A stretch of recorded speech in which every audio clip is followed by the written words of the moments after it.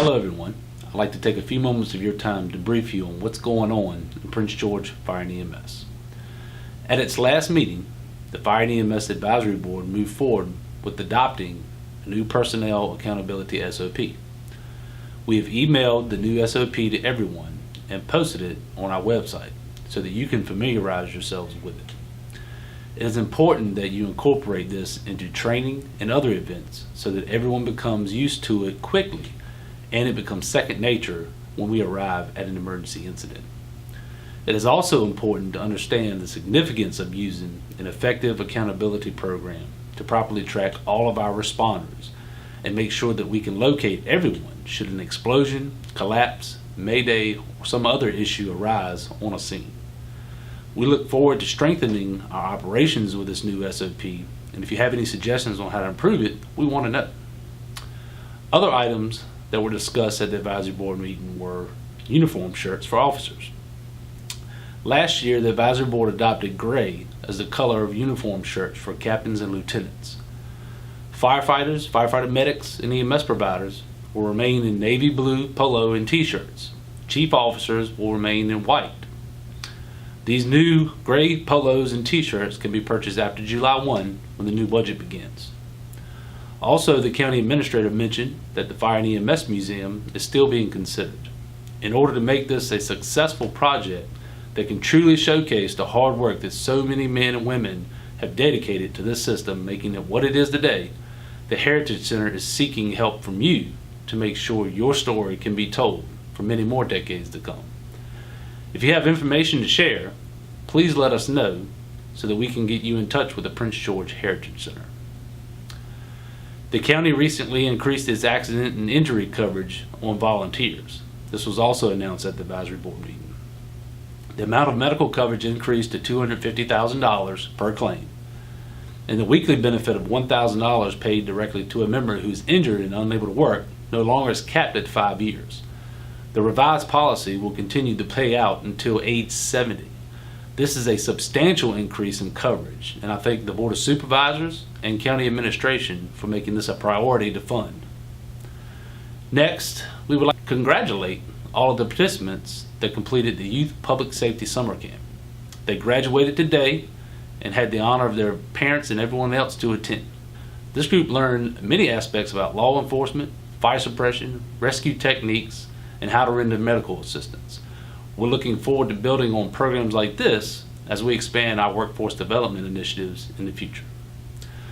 The Apparatus Replacement Committee met Thursday with Atlantic Emergency Solutions to begin the drawings and component lists for the next round of apparatus purchases.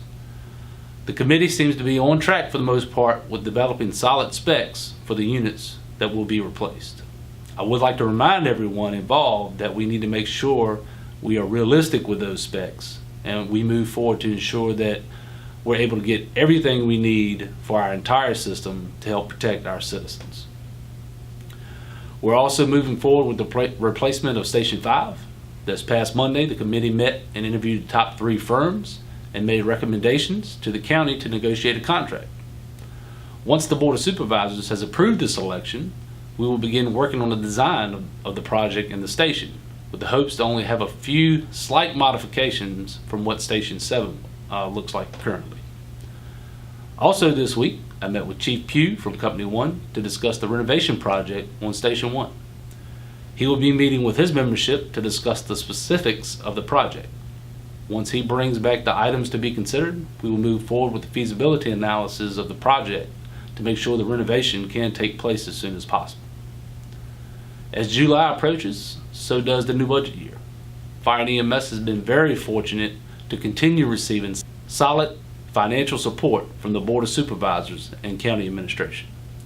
The county is providing a significant revenue stream to our volunteer companies to make sure your focus can be on responding to emergencies and not how you're going to pay for fuel, utilities, facility repairs, equipment, and other items needed to meet the demands of our citizens.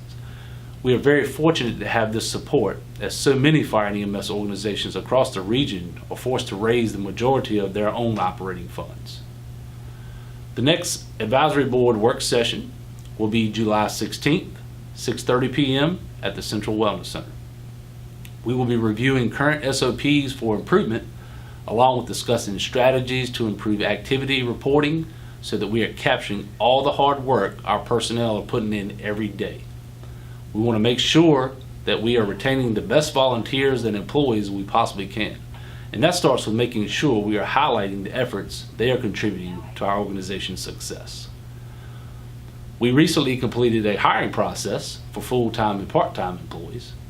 I would like to congratulate and welcome Scott Ramirez, Kevin Zingraf, Jamie Bridgman, and Evan Davis on their selection as full-time firefighter medics for Prince George Fire and EMS. Additionally, Jared Barmoy, Jeff Ivey, David Millhouse, Sean Myers, and Joseph Petrocelli were selected to join the part-time workforce. They will all attend an orientation on July 12th and will attend the Mini Academy for 2 weeks. After completion, they will begin on August 1st with their shift assignments. And lastly, the 4th annual Guns N' Hoses charitable softball game will be held at 6 p.m. Wednesday, July 31st at Scott Park. We're looking forward to taking back the trophy from the PD this year. So if you're playing, bring your A game, and if you're not, be there to cheer our players on. We look forward to a great event this year. That concludes my update for now. I hope you all found this to be very informative.